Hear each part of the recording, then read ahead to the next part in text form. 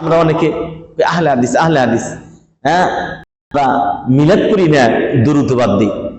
কিন্তু না, মিলাদ একটা সিস্টেম, ওইটাকে বাদ, ওইটা নতুন পদ্ধতি, এই জন্য আমরা মিলাদ করি না। কিন্তু তাই বললে দুরূদ পড়বো না? দুরূদের অনেক ফজিলত আছে।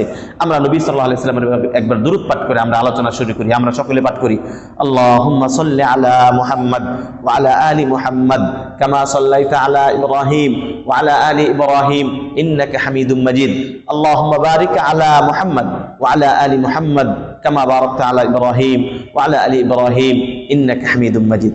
উপস্থিত প্রাণপ্রিয় মুসল্লিয়ানে কেরাম, সংক্ষিপ্ত আকারে আমি কুরবানির মাসাইল বিষয়ে আলোচনা করব। তার আগে অনেক আয়াতের মধ্যে থেকে মাত্র সূরা হজ্জের একটা আয়াত তেলাওয়াত করেছি। অসংখ্য হাদিসের মধ্যে হতে দুইটা হাদিস পাঠ করেছি। একটা হাদিস হলো নবী সাল্লাল্লাহু আলাইহি ওয়াসাল্লাম বলেছেন, আমার উম্মতের বয়স, আমার উম্মতি, আবু হুরায়রা থেকে বর্ণিত, তিনি বলেন আমার উম্মতের বয়স কত? মা বাইনা 60 ইলা 70। আমার উম্মতের বয়স 60 থেকে 70। হিসাব করেন কার কথা? নবীর কথা, হাদিস সহিহ। তাহলে আপনার আমার বয়স কত? 60 থেকে 70। নবী সাল্লাল্লাহু আলাইহি ওয়াসাল্লাম বলেছেন, ওয়া আকাল্লুহুম মাইয়াজুযু যালিক, এই 60 থেকে 70 ক্রস করবে, মানে 70 এর বেশি হায়াত পাবে, এই ধরনের উম্মত আমার খুবই কম, খুবই নগণ্য। এবার আপনি চিন্তা করেন, এই সমাজে নবী সাল্লাল্লাহু আলাইহি ওয়াসাল্লাম সত্য বলেছেন, অধিকাংশ মানুষ 70 এর মধ্যেই তাদের জীবন ক্লোজ, লাইফটা ক্লোজ, শেষ।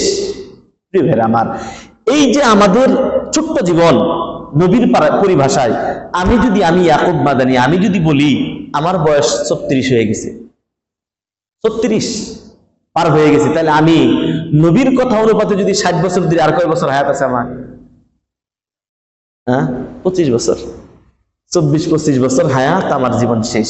এই জন্য একজন মুমিন, সত্যিকার অর্থে একজন মুমিন সবসময় নবী সাল্লাল্লাহু আলাইহি ওয়াসাল্লাম এর সাহাবীরা যেভাবে মরণের প্রস্তুতি নিয়ে রাখতেন, আপনাকে আমাকে ওভাবে মরণের প্রস্তুতি নিয়ে রাখতে হবে।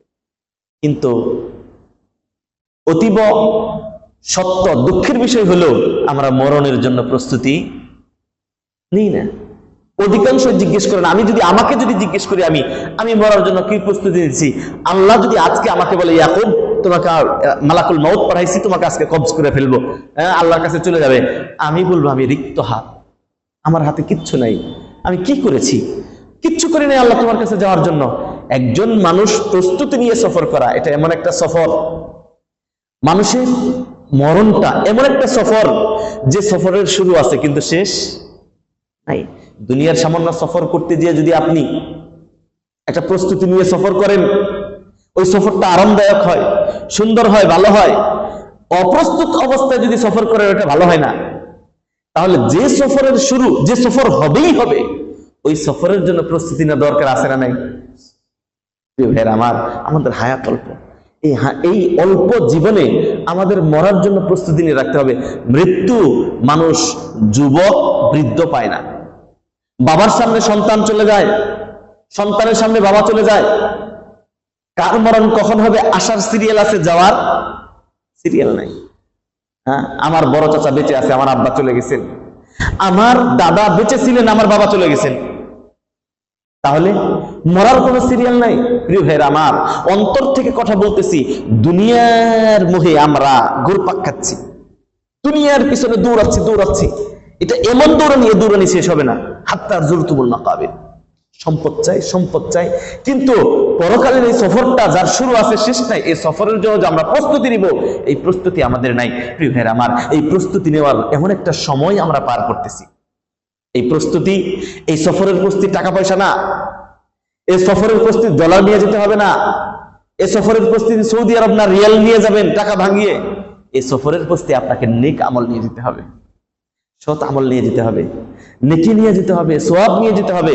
আল্লাহ নবী সাল্লাল্লাহু আলাইহি ওয়াসাল্লাম বলছেন, দ্বিতীয় যে হাদিসটা পাঠ করেছি আব্দুল্লাহ ইবনে আব্বাস রাদিয়াল্লাহু তাআলা আনহু বর্ণিত, তিনি বলেন, আল্লাহ নবী সাল্লাল্লাহু আলাইহি ওয়াসাল্লাম বলেছেন, মা মিন আইয়ামিন আল আমালুস সালিহু ফীহিন্না মিন হাদিহিল আইয়ামিল আশর আহাব্বু ইলাল্লাহ আল্লাহর নবী সাল্লাল্লাহু আলাইহি ওয়াসাল্লাম বলেছেন এই জিলহজ্জের 10 দিনের ইবাদত আল্লাহর কাছে এতটা প্রিয়, আল্লাহর কাছে এতটা আহাব, এতটা অধিক প্রিয়, আল্লাহ এত বেশি পছন্দ করেন।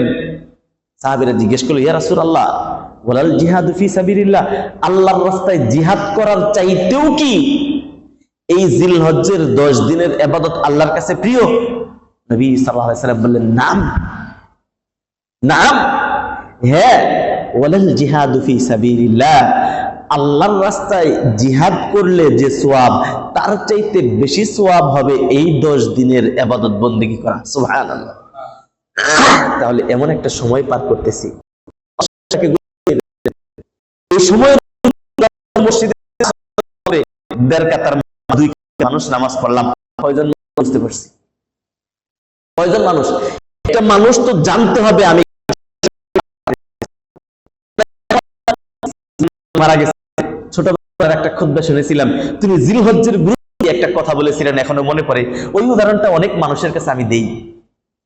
উনি বলেছিলেন আমাদের মাদারকুল পশ্চিম পাড়া খুতবাতে, বলেছিলেন খালের পারে ধান পাইকে গেছে, খালের পারে ধান পাইকে লাল হয়ে আছে, আপনারা যে কাইটা নিয়ে আসবেন, হ্যাঁ, যদি কাইটা না নিয়ে আসেন একটু পরে ঝড় তুফান এসে ধান শেষ হয়ে যাবে, আপনারা কি বসে থাকবেন? গ্রামের মানুষ ও ভাষাতেই তাদেরকে বোঝাচ্ছিলেন, আপনারা বসে থাকবেন না, সবাই কাশি টাসি নিয়ে দৌড়, কার আগে কার ধান কাটে, নিজের ধান যত দ্রুত নিয়ে আসবেন তত আপনার ধান সামনে আপনি নিশ্চিত যে খেতে পারবেন। বলছেন জিলহজ মাস এত গুরুত্বপূর্ণ, আল্লাহ রাব্বুল আলামিনের কাছে প্রিয় আমল, আল্লাহ রাব্বুল আলামিনের কাছে পছন্দের আমল আল্লাহ দিয়ে রাখছেন, আপনি আমল করবেন আল্লাহর কাছে প্রিয় হবেন, আমল করবেন আল্লাহর কাছে প্রিয় হবেন, সৎ আমল মজবুত করবেন, অ্যাকাউন্টে জমা করবেন। যেভাবে ধান কেটে আপনি মজবুত করেন, গোলা ভরে রাখেন, বের করে রাখেন, ধান কিনে রেখে দেন, পরকালীন সফরের জন্য এই নেক আমল আল্লাহর কাছে এতটা প্রিয়। প্রিয় ভাইরা আমার, আহাব্বু ইলাল্লাহ, আল্লাহর নবী সাল্লাল্লাহু আলাইহি ওয়াসাল্লাম বললেন এতটা প্রিয়, জিহাদের চাইতে প্রিয়। জিহাদ সহজ বিষয় না, জিহাদ সহজ বিষয় না, জীবন মরণের খেলা। মানে গেলে আপনি বাঁচতেও পারেন, মরতেও পারেন। হ্যাঁ, তো শুধুমাত্র ওই ব্যক্তি ব্যতীত ইল্লা রাজুলুন খারাজা বিনাফসিহি ওয়া মালিহি ফালাম ইয়ারজি মিন যালিকা বিশাই, যে ব্যক্তি ধন এবং সম্পদ নিয়ে আল্লাহর রাস্তায় বের হয়ে গেছে কিন্তু কিছুই নিয়ে ফিরে আসে নাই, তার সে শহীদ হয়ে গেছে। এই ব্যক্তি ব্যতীত যে ব্যক্তি জিহাদে গেল তার চাইতেও বেশি ফজিলত এই দিনের আমল। আমরা এমন একটা দিন, এমন একটা সময় পার করতেছি, এই সময়টাকে আল্লাহ রাব্বুল আলামিন কোরআনে কসম খেয়ে বলছেন ওয়াল ফাজর ওয়া লায়ালিন আশ, কসম ফজরের সময়ের কসম, লায়ালিন আশ 10 রাতের। এই যে 10 রাতের কসম, এই 10 রাত দ্বারা উদ্দেশ্য কি? রাইসুল মুফাসসিরিন আব্দুল্লাহ ইবনে আব্বাস রাদিয়াল্লাহু তাআলা আনহু তাফসীর ইবনে কাসিরে বলছেন লায়ালিল আশ দ্বারা জিলহজ্জের প্রথম 10 দিন আল্লাহ রাব্বুল আলামিন কসম খেয়েছেন। আল্লাহ এই 10 দিনের কসম খাইলেন। আল্লাহ কসম কেন খান বলতে পারবেন কেউ? আল্লাহ কসম খেয়েছেন ওয়াশ-শামসি ওয়া দুহাহা, সূর্যের কসম, সূর্য যে আলো দেয় আলোর কসম। ওয়াল-লাইলি ইযা ইয়াগশাহা, রাতের কসম যখন সে অন্ধকারাচ্ছন্ন হয়। আল্লাহ রাব্বুল আলামিন ওয়াল-কামারি ইযা তালাহা, চাঁদের কসম। তাহলে সূর্যের কসম, চাঁদের কসম, রাতের কসম, দিনের কসম, ফজরের কসম, 10 রাতের কসম। আল্লাহ এত কিছুর কসম খায়, আল্লাহ কসম কেন খান? কেউ বলতে পারবেন? আল্লাহ কসম খান যে জিনিসটা মানুষের জন্য অত্যাধিক গুরুত্বপূর্ণ, ওই জিনিসটার কসম আল্লাহ রাব্বুল আলামিন খান। আল্লাহ সবকিছুর কসম খেতে পারেন, আপনি আমি সবকিছুর কসম খেতে পারি না। যে ব্যক্তি কসম খেতে চায় ফালইয়াহলিফ বিল্লাহ, সেজন্য আল্লাহর নামে কসম খায়। আল্লাহ খালেক ফাআলুল লিমা ইউরিদ, তিনি যা ইচ্ছা তাই করতে পারেন। তিনি, এটা তার, আসমান ও জমিন সবকিছুর মালিক, তিনি একক, তিনি যা ইচ্ছা তাই করতে পারেন, তাকে কেউ জিজ্ঞেস করতে পারে না। হ্যাঁ, তাকে কেউ, তিনি জিজ্ঞাসিত না, আপনি আমি জিজ্ঞাসিত। আপনি আমি কসম খেতে হলে আল্লাহর নামে কসম খেতে হবে, অন্য কারো নামে যদি কসম খাই কসম করা শিরক হবে। আমি কসমের দিকে যাচ্ছি না, আল্লাহ 10 দিনের কসম খেলেন। আল্লাহ কসম খায় কেন? গুরুত্ব বোঝানোর জন্য। ফজরের কসম খেলেন, ফজরের সময়টা মুসলিম উম্মার জন্য অত্যধিক গুরুত্বপূর্ণ, বারাকা সময়, আল্লাহ নবী দোয়া করেছেন। সূর্যের কসম খেলেন, সূর্য মানুষের জন্য কতটা গুরুত্বপূর্ণ বিজ্ঞানকে জিজ্ঞেস করেন। সূর্যের আলো না থাকলে পৃথিবী বরফ ঢাকা হয়ে যাবে, কিচ্ছু উৎপাদন হবে না, এত বিশাল সূর্য। চন্দ্র, যদি না হয় আপনার জোয়ার, সাগরের জোয়ার বাটা হবে না, বর্ষা মাসের পানি পাইবেন না। প্রত্যেকটা জিনিসের যেটা গুরুত্বপূর্ণ, যেটাকে নিয়ে গবেষণা করলে, সূর্যকে নিয়ে যদি কেউ গবেষণা করে সে আস্তিক হয়ে যাবে। একটা নাস্তিক সূর্যকে নিয়ে যদি সে আস্তিকে রূপান্তরিত হয়ে যাবে। সে আল্লাহকে মেনে নেবে, আল্লাহকে খুঁজে পাবে। চন্দ্র কোথায় ছিল, কোথায় উঠে, কোথায় যায়, কে সব চন্দ্র চিন্তা করেন। আমার আমি ওদিকে যাচ্ছি না, আল্লাহ এই 10 দিনের কসম খেয়েছেন কোরআনে এক জায়গায়, আর 2 জায়গায় ইনডাইরেক্টলি বলছেন লিয়াশহাদু মানাফি আলাহুম ওয়া ইয়াযকুরু ইসমাল্লাহি ফি আইয়ামিন মা'লুমাত। তারা নির্দিষ্ট কত দিনে যেতে আল্লাহকে স্মরণ করে, নির্দিষ্ট কত দিনে যেন আল্লাহকে স্মরণ করে। নির্দিষ্ট কত দিন কোনগুলা? ইবনে কাসির খুলেন, পাবেন এই নির্দিষ্ট দিন হলো এই জিলহজ্জের 10 দিন। তাহলে জিলহজ্জের 10 দিনের ব্যাপারে আল্লাহ কসম খেয়েছেন। জিলহজ্জের 10 দিনে বেশি বেশি কি করতে বলছেন? আল্লাহকে স্মরণ করতে বলেছেন। আবার আল্লাহ বলছেন ইন্না ইদ্দাতাশ শুহুরি ইনদাল্লাহি 12 শাহরা, আল্লাহর নিকট মাস গণনায় 12টি। দিন দিয়েছে কে, মাস দিয়েছে কে? আল্লাহ সুবহানাহু ওয়া তাআলা। আপনি চাইলে মাস 13টা বানাতে পারবেন না, মাস 11টা বানাতে পারবেন না। ইয়াউমা খালাকাস সামাওয়াত মিনহা আরবাআতুন হুরুম, 12টা মাসের মধ্যে 4টা মাস হারাম। সালাতাতুন মুতাতালিয়াহ, 3টা ধারাবাহিকভাবে। 4টা মাস হারাম। যারা আহলে কোরআন দাবি করে, এক শ্রেণীর মানুষ বেরিয়েছে আহলে কোরআন। আহলে কোরআন মানে কোরআন মানে হাদিস মানে না। সাধারণ মানুষ মনে করতে পারে আরে আমরা আহলে হাদিস, ওরা আহলে কোরআন, আমাকে চাইতে বড় মনে করতে পারে।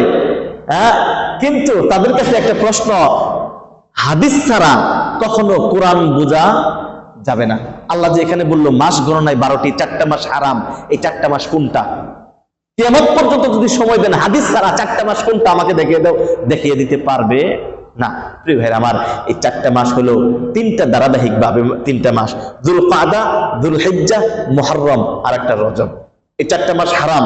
এই 4টা মাস হারাম, তার মধ্যে আমরা যে মাসটাতে অবস্থান করে দিয়েছি এটা হারাম। এটা কি মাস? আমরা যে মাস অবস্থান করতেছি এই মাসের নাম কি? দিলহজ। এই দিলহজ হারাম মাস। আল্লাহ বলছেন ফালা তাযলিমু ফীহিন্না আনফুসাকুম, এই হারাম মাসগুলোতে তোমরা জুলুম করো না। তাহলে আগে বললো কি? জিলহজ মাসে বেশি বেশি আল্লাহকে স্মরণ করো। আবার বললো এই 4টা মাসে তোমরা নিজেদের উপর জুলুম করো না। আমি ওদিকে যাচ্ছি না। তাহলে কোরআনে জিলহজ মাসের ইনডাইরেক্ট 2 জায়গায় কথা আছে, আর ডাইরেক্টলি লায়ালিন আসে এক জায়গায় আছে। আল্লাহ নবী বললেন জিহাদের চাইতে উত্তম আমাদের কি করা উচিত। কেন এটার গুরুত্বপূর্ণ? অন্যতম এই মাসের গুরুত্ব, এই 10 রাতের গুরুত্ব এত বেশি, কারণ হলো এই মাসে আছে কুরবানি। আপনি রোজার ঈদে যদি কুরবানি করেন, কুরবানি হবে? রোজার ঈদে যদি কুরবানি করেন, কুরবানি হবে? কুরবানি হবে না।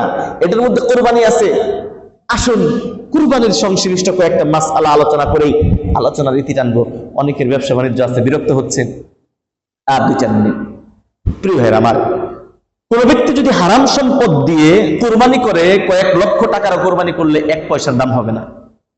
আল্লাহ সুবহানাহু ওয়া তাআলার কাছে কুরবানি কবুল হবে হালাল পয়সা থেকে কুরবানি করতে হবে।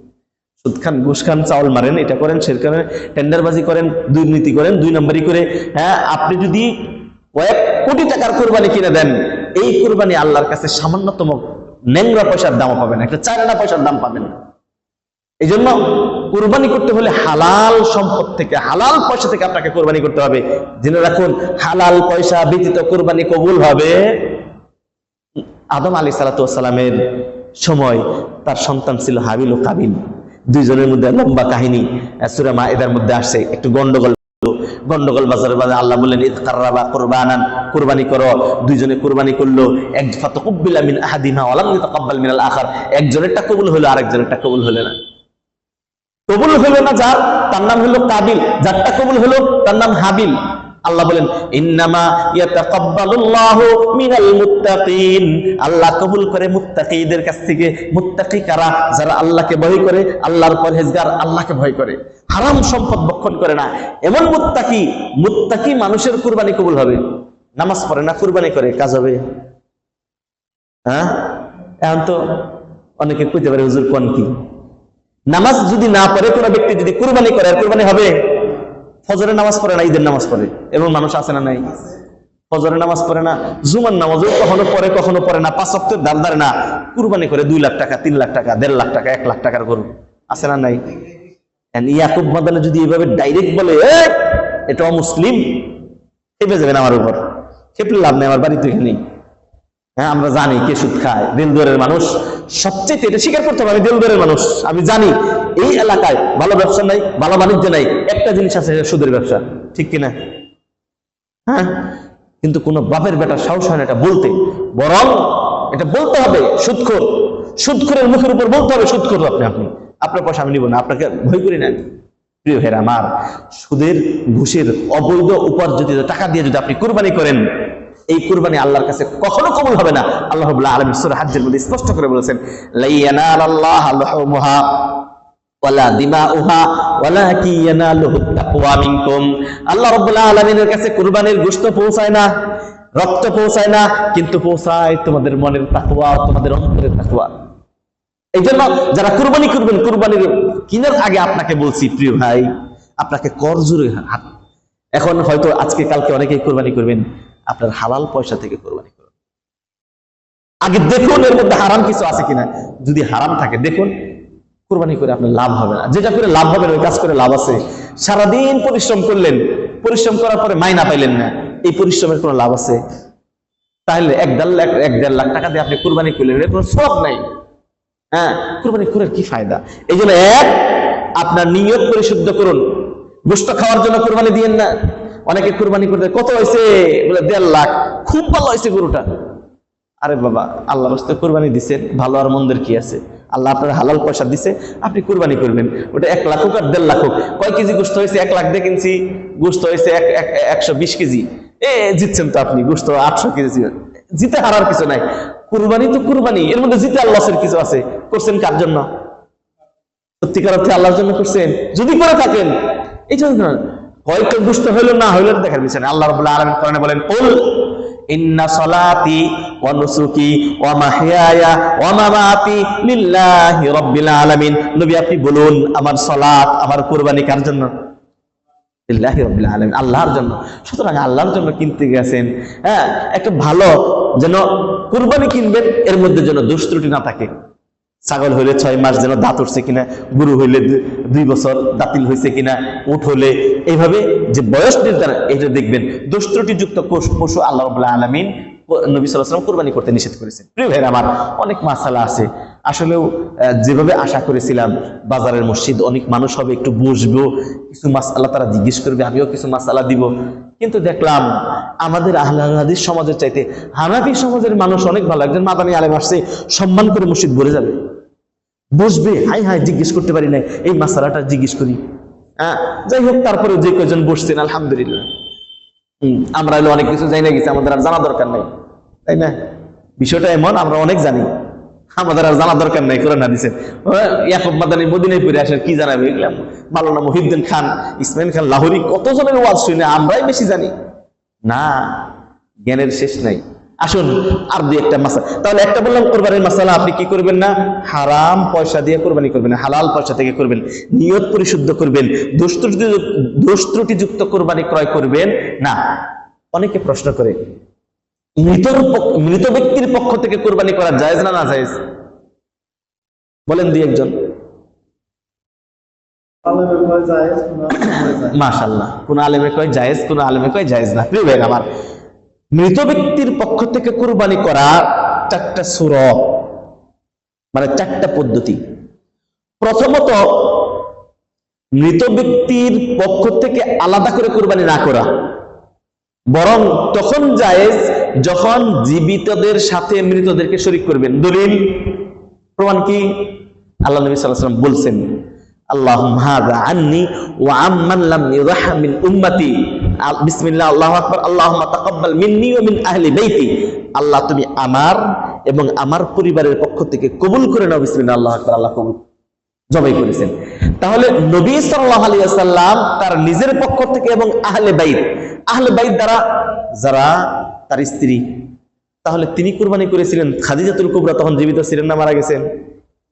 মারা গেছেন। তার স্ত্রীরা মারা গেছিলেন অনেকে। তার পরিবারের মধ্যে যারা মুসলমান মৃত্যুবরণ করেছে তাদেরকেও তার কুরবানির সাথে শরীক করলেন। তাহলে এই সূরাতে মৃতদেরকে জীবিতদের সাথে শরীক করা জায়েজ। বিষয়টা বুঝতে না বুঝেন নাই? আর একটু বুঝি। মুরব্বী উনি কুরবানি করবেন, ওনার বাবা মারা গেছেন, ওনার মা মারা গেছেন, উনি কুরবানি করার সময় যদি বলে বিসমিল্লাহ আল্লাহুম্মা, যেটা নবী সাল্লাল্লাহু আলাইহি ওয়াসাল্লাম দোয়া করেছেন, আল্লাহুম্মা তাকাব্বাল মিন্নি ওয়া মিন আহলি বাইতি, আমার পরিবারের পক্ষ থেকে কবুল করো।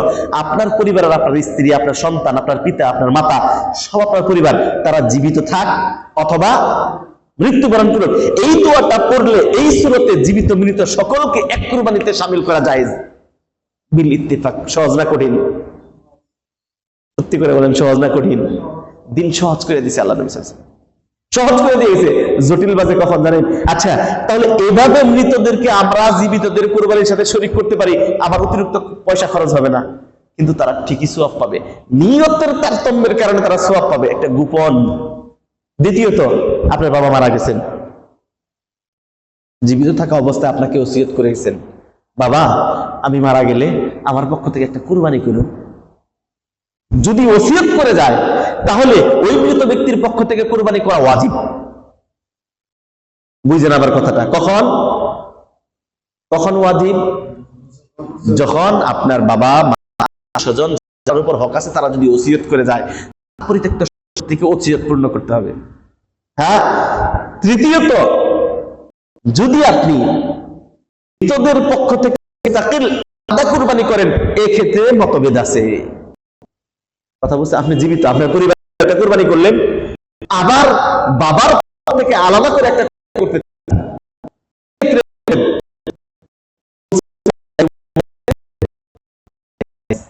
যারা জায়েজ তাদের কি?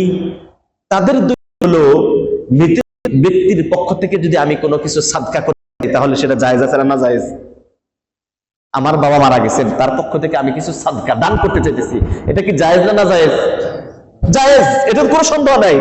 তাহলে এই সাদকা করা যেমন জায়েজ, কুরবানি করাটাও, এটা হলো তার যুক্তির নিরিখে এটা দলিল দেয়। আর যারা বলেন না জায়েজ, তাদের দলিল, তারা বলে নবী সাল্লাল্লাহু আলাইহি ওয়াসাল্লাম জীবিত ছিলেন, তার চাচা, আপন চাচা হামজা রাদিয়াল্লাহু তাআলা আনহু উহুদ যুদ্ধে শহীদ হয়েছেন, হয় নাই? হয়েছেন। তিনি কি তার চাচার পক্ষ থেকে কুরবানি করেছেন? তার স্ত্রী অনেক পয়সার মালিক ছিলেন খাদিজাতুল কুবরা রাদিয়াল্লাহু তাআলা আনহা, তিনি ইসলাম কবুল করে মৃত্যুবরণ করেছেন, তিনি কি তার পক্ষ থেকে কুরবানি করেছেন? তথা শুধু তার চাচা বা তার স্ত্রী নয়, তিনি তার কোন মৃত আত্মীয়র পক্ষ থেকে কি কুরবানি করেছেন তার জীবনে? কোন দলিল পাওয়া যায় না যে মৃত ব্যক্তির পক্ষ থেকে আলাদা, খাস করে আলাদা একটা কুরবানি করেছেন, এরকম কোন দলিল কোরআন হাদিসে নাই। কথা কি বুঝাইতে পারছি? একটু ভালো করে বুঝবেন। এই জন্য বলে, যারা বলে নাজায়েজ, তারা বলে যেহেতু আল্লাহর নবী সাল্লাল্লাহু আলাইহি সাল্লাম মৃত ব্যক্তির পক্ষ থেকে আলাদা করে কোনো কুরবানি করেন নাই, এই জন্য এটা নাজায়েজ। আর যারা বলে জায়েজ, তারা কি বলেন? দান করা যেহেতু জায়েজ মৃত ব্যক্তির পক্ষ থেকে, এটাও এক প্রকারের দান, এটা করা জায়েজ। তাহলে কেন কেউ আলেম জায়েজ বলে, কেউ নাজায়েজ বলে? বুঝতে পারছেন? দুইজনই দলিলের আলোকে আমি বলবো আল্লাহর নবী সাল্লাল্লাহু আলাইহি ওয়াসাল্লাম হচ্ছেন উত্তম আদর্শ। তিনি উম্মতের জন্য রেখে গেছেন, কুরবানি করার সময় বলছেন বিসমিল্লাহ আল্লাহুম্মা তাকাব্বাল মিন্নি ওয়া মিন আহলি বাইতি, আমার পক্ষ থেকে, আমার পরিবারের পক্ষ থেকে কবুল করেন। এই যে এভাবে মৃত ব্যক্তিদেরকে তার জীবিতদের সাথে শরীক করা, এটাই হলো সর্বোত্তম। মৃত পক্ষ থেকে আলাদা করে কুরবানি যদি ওসিয়ত না করে যায়, আলাদা করে কুরবানি করা এটা উত্তম নয়। কেউ যদি করতে চায়, এটা যারা জায়েজ বলে দান হিসাবে, ওটা জায়েজ রয়েছে, কিন্তু এটা নবী সাল্লাল্লাহু আলাইহি সাল্লাম থেকে সরাসরি হাদিস দ্বারা প্রমাণিত না। আর দুই একটা মাসালা আলোচনা করে না বিরক্ত হচ্ছেন? কতটুকু খাবেন?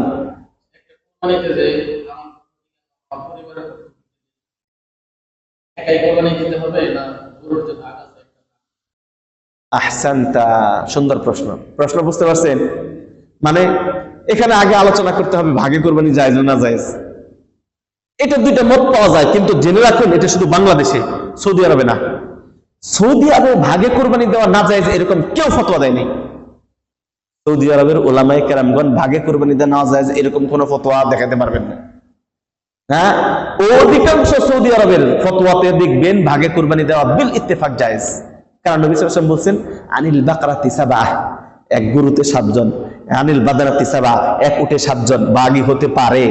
সুতরাং 7 পরিবার এখানে শরীক হতে পারে।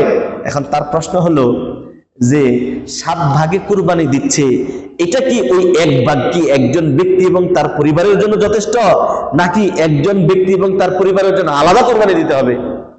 প্রশ্ন বুঝতে পারছেন?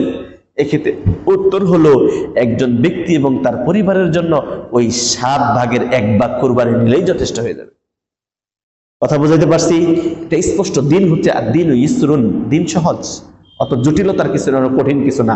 হ্যাঁ, সুতরাং কোন ব্যক্তি 7টা পরিবারের জন্য যথেষ্ট হবে। 7টা পরিবার, একটা গরুতে যদি 7টা পরিবার অংশগ্রহণ করে, তাহলে তারা বলবে তাদের এবং তাদের পরিবার এর পক্ষ থেকে এই একটা ভাগ তাদের জন্য যথেষ্ট হয়ে যাবে। তবে জেনে রাখুন, কুরবানি যদি একাকী করেন বিল ইত্তেফাক, এটা আফদাল, উত্তম।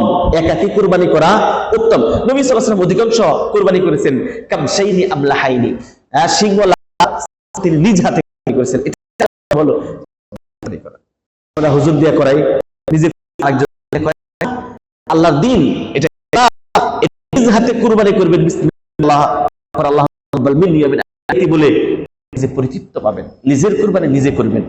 তো আল্লাহ রাব্বুল আলামিন এই আলোচনার মধ্যে যদি ভুল ভ্রান্তি হয়ে থাকে আল্লাহ ক্ষমা করুন, আর যদি সঠিক কথা হয়ে থাকে বলে কোরআনে আগে আমাকে আমল করার তৌফিক দান করুন। আজকে আলোচনা এই যে আলোচনা করলাম আমরা মাদ্রাসাতুল কোরআন ও সুন্নাহ, আমাদের পাশে হাসপাতালের সাথে একটা মাদ্রাসা, একটা প্রতিষ্ঠান করেছি। ওখানকার শিক্ষক বা দায়িত্বশীল হিসেবে আমাদের হাফেজ রিয়াজুল ইসলাম রিফাত আছেন। আপনারা প্রতিষ্ঠানটার জন্য একটু দোয়া করবেন, আল্লাহ রাব্বুল আলামিন প্রতিষ্ঠানের যেন কবুল করেন। আল্লাহ রাব্বুল আলামিনের কাছে ফরিয়াদ করি, যারা সময় দিলেন এই সময়টাকে আল্লাহ যেন কবুল করেন। এই দিনগুলোতে আমল করে আল্লাহর প্রিয় পাত্র যেন আমরা হতে পারি। এই দিনগুলোতে আমল করে আমরা যেন মরণের প্রস্তুতি নিতে পারি, আমরা যেন বেশি বেশি আল্লাহর জিকির করতে পারি। বিশেষ করে আগামীকাল আরাফার দিনের রোজা, একটা দিনের, কালকের দিনের রোজা যদি আমরা রাখি, তাহলে আল্লাহ সুবহানাহু ওয়া তাআলা পূর্বের এবং আগামী বছরের সগীরা যত গুনাহ আছে আল্লাহ ক্ষমা করে দিবেন। এই রোজাটা যেন আমরা রাখতে পারি, আল্লাহ সেই তৌফিক দান করুন। আকুলু মা তাসমাউন ওয়া আস্তাগফিরুল্লাহ লি ওয়া লাকুম ওয়া লিসাইরিল মুসলিমিনা মিন কুল্লি যামবিন ফাস্তাগফিরু ইন্নাহুল গফুরুর রহিম। আসসালামু আলাইকুম ওয়া রাহমাতুল্লাহি ওয়া বারাকাতুহু।